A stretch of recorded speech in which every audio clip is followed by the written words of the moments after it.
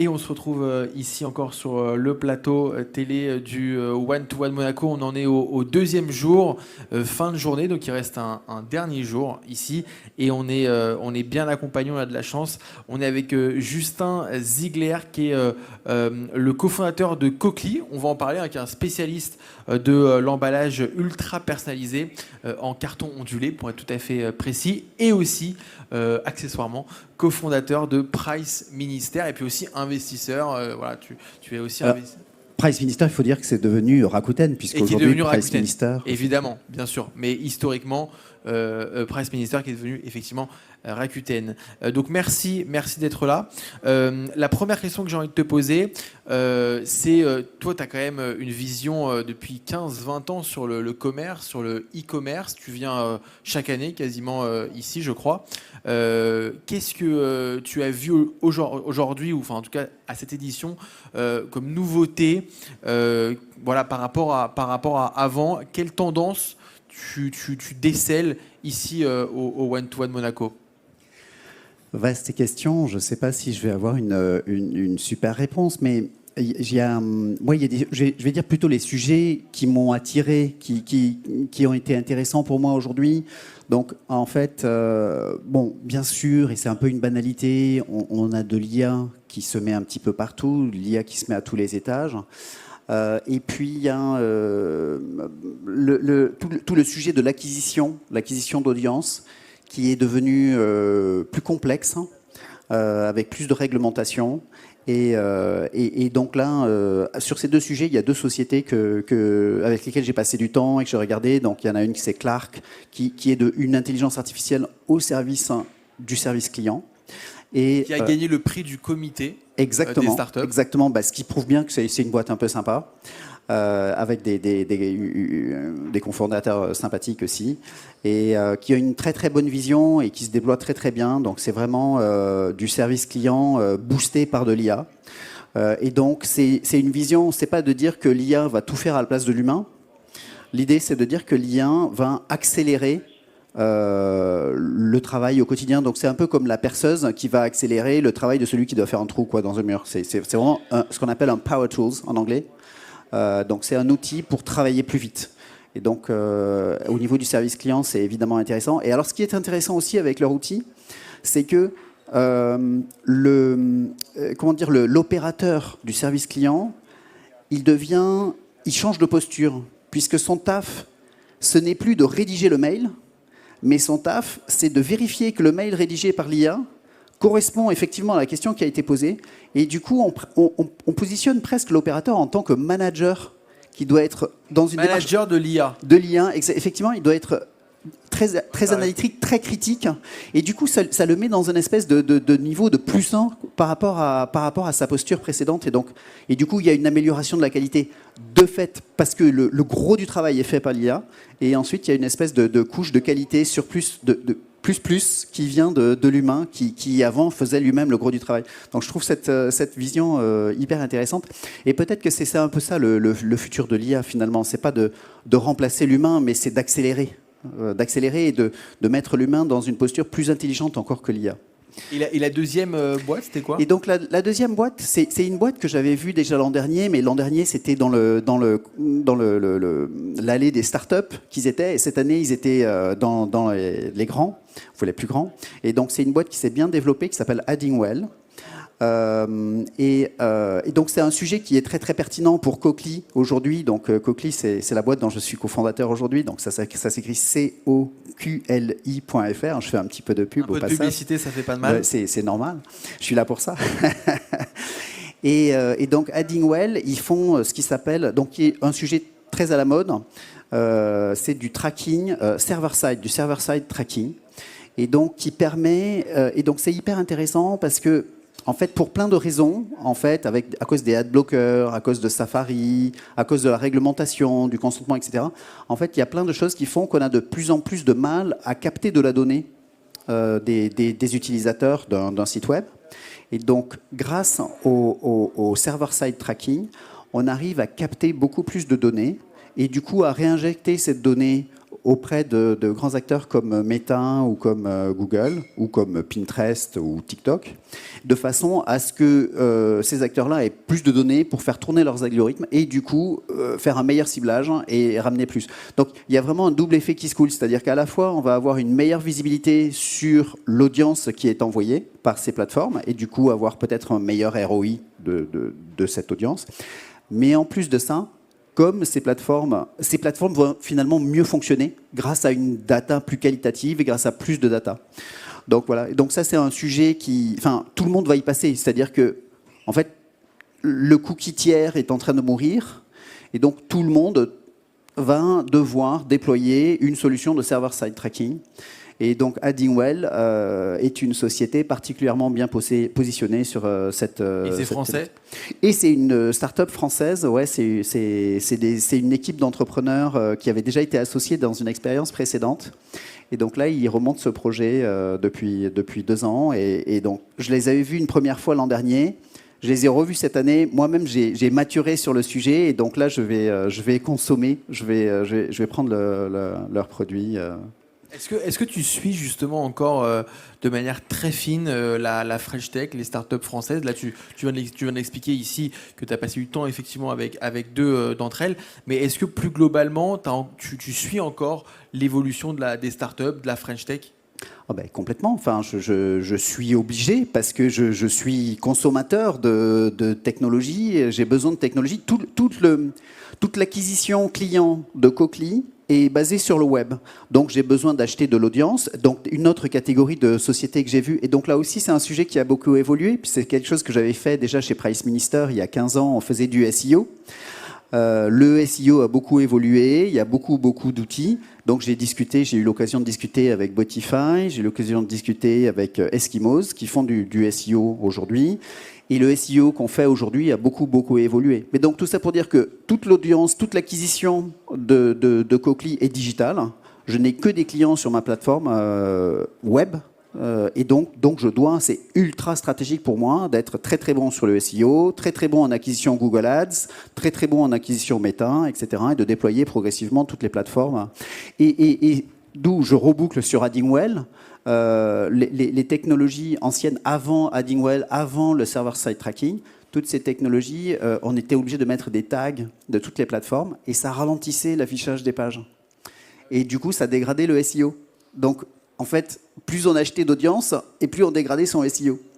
Et donc maintenant, grâce au server-side tracking, on va pouvoir réparer ce problème et vraiment avoir une très belle évolution sur ces sujets-là. Toi, tu es vraiment un des pionniers, on peut dire, du digital en France. Moi, j'étais déjà opérationnel sur Internet en 94. Voilà. En 1994. En 1994. Donc toi, tu es vraiment un des pionniers, évidemment, du digital. Comment tu vois l'évolution de la French Tech aujourd'hui, des startups françaises ? Après, on parle évidemment de Cochlear, mais comment tu vois cette French Tech ? Aujourd'hui, il y a moins de levée de fonds. Il y a aussi, on voit qu'il y a des différences d'entreprises. Il y a aussi des grands groupes qui misent sur les startups françaises avec, je choisis notamment la French Tech. Quel est ton regard, toi, sur cette French Tech ? J'ai un regard plutôt optimiste. Je trouve que la France s'en tire très bien. Moi, je suis très impressionné par le changement de mentalité qu'il y a eu, on va dire, ces 20 dernières années en France, ou ces 25 dernières années, où, en fait, il y a 25 ans, quand moi j'étais étudiant, quand je suis sorti d'école d'ingénieur, tout le monde voulait aller travailler chez EDF ou à la SNCF, ou chez Alstom, ou chez Schlumberger. Aujourd'hui, tous les ingénieurs qui sortent d'école d'ingé, ils veulent monter une boîte. Je dis c'est fabuleux, c'est juste extraordinaire. Et donc je suis très content, très heureux, et je trouve que c'est une très bonne chose pour notre pays, qui est de plus en plus d'entrepreneurs. Et je pense que c'est quelque chose qui est...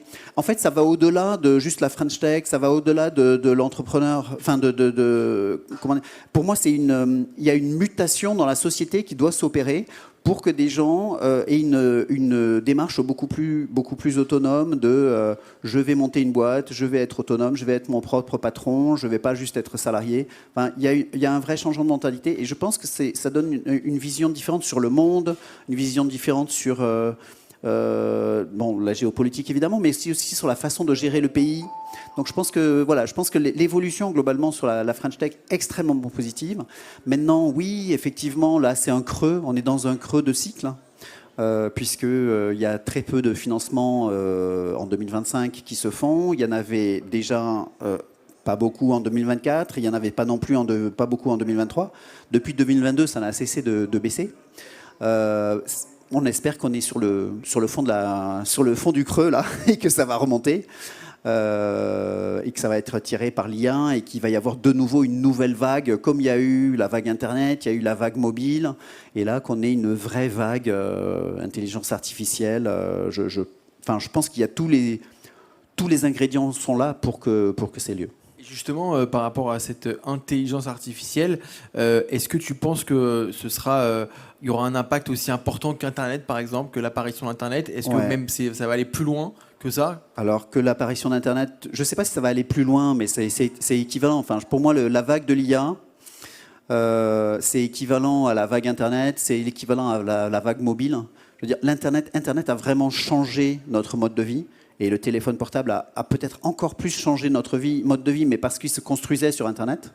Peut-être que le téléphone portable a décuplé Internet, mais l'IA va peut-être encore décupler Internet. Alors tu l'as dit, hein, tu es cofondateur de Cochlear, donc c'est une start-up, c'est oui, une nouvelle start-up. Tu peux pas t'empêcher de créer quelque part des boîtes. Oui, c'est ça, de rejoindre l'aventure en tout cas. Ouais. De rejoindre une aventure entrepreneuriale, et celle-là, eh bien, elle consiste en la production d'emballages ultra personnalisés, en carton ondulé sur mesure. Est-ce que tu peux nous en dire quelques mots? Ça a été créé il y a 2 ans. Alors Cochlear a été créé fin 2022. Donc on a commencé à faire des ventes fin 2022. Effectivement, donc Cochlear, COQLI.fr, et on permet de faire des emballages ultra personnalisés. Alors pourquoi je dis ultra personnalisés? Parce qu'on permet effectivement de faire de l'impression à l'intérieur ou à l'extérieur, mais on permet aussi, ce sont aussi des emballages qui sont sur mesure au millimètre près.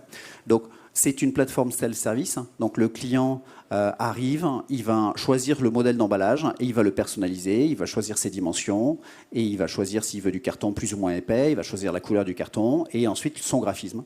Et ensuite, il peut avoir un prototype qu'on peut lui livrer dans les 2-3 jours et puis quand il est satisfait, il peut lancer la production. Alors il y a beaucoup de clients qui ne font même pas de prototype parce qu'ils sont très confiants, ils savent exactement ce qu'ils veulent et donc ils lancent directement la production. Voilà. Et vous produisez où?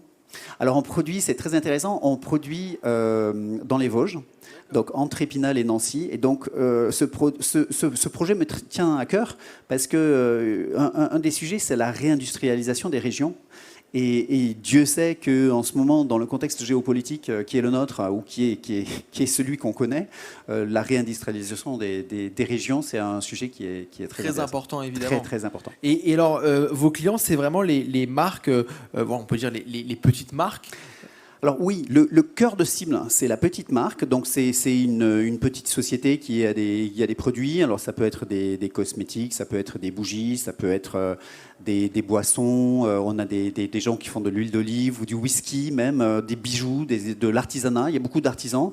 Mais voilà, cet après-midi, on a une commande de Total Energy. On a aussi des commandes de Lyol, Kuehne+Nagel, même Chanel commandées chez nous. Donc il y a un panel assez large en réalité d'acteurs qui vont faire appel à ce type d'emballage. Et puis il y a eu aussi une dimension écologique puisque c'est du carton.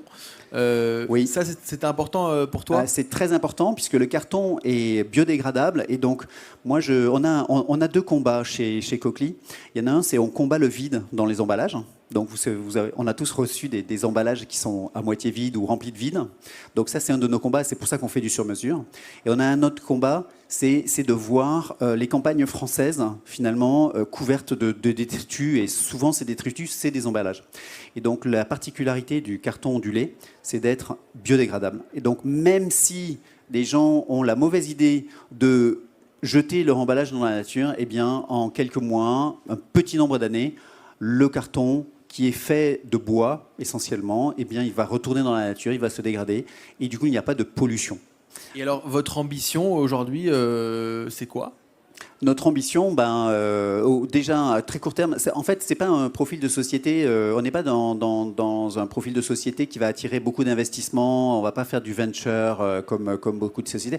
On n'est pas sur une croissance stratosphérique hein, parce qu'on a un atelier physique. Donc c'est compliqué. Si on a trop de commandes, tout à coup, on va engorger l'atelier. Donc on n'est pas sur un profil comme une boîte SaaS ou comme des startups qui ont des croissances extraordinaires. Donc mon objectif aujourd'hui, c'est d'atteindre la rentabilité cette année. Dès cette année, je veux atteindre la rentabilité. Et puis ensuite, l'objectif, c'est de grossir et de faire croître la société le plus vite possible, bien sûr, et donc d'avoir quand même une croissance significative, mais on ne va pas être sur de hyper croissance. Vous avez levé 500 000 euros. Est-ce que vous comptez à nouveau lever de l'argent? À très court terme, non. Il faut déjà que j'annonce la levée qu'on vient de boucler, à vrai dire. Donc elle n'est pas encore publique. Et puis, non, après, oui, je relèverai de l'argent, mais pour lancer un deuxième atelier, pour financer un nouvel atelier avec des machines plus modernes et qui sera plus grand. Et donc là, à ce moment-là, je relèverai de l'argent, mais peut-être plus de la dette. Et voilà, Cochlear, la nouvelle aventure entrepreneuriale de Justin Ziegler. Merci beaucoup d'avoir été sur ce plateau, cofondateur donc de Cochlear et puis de Price Minister qui est aujourd'hui devenu Rakuten. Merci beaucoup. Merci beaucoup.